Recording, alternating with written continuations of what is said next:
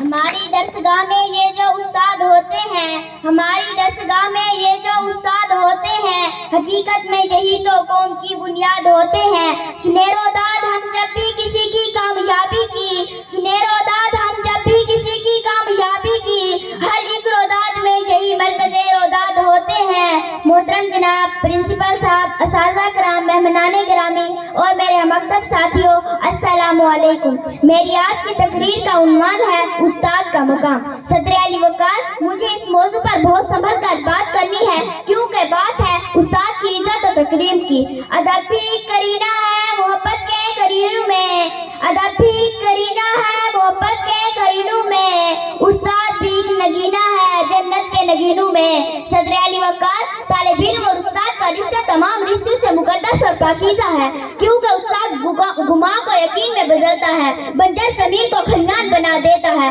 پتھر کو تراش کا نگینہ بنا دیتا ہے اور ظلمت کے شعبوں سے سورج نکالتا ہے۔ جناب والا، استاد کو ہمارے وطن کا درجہ دیا گیا ہے، وہ کسی بھی قوم کی ترقی کے لیے ریڑھ کی ہڈی کی حیثیت رکھتا ہے۔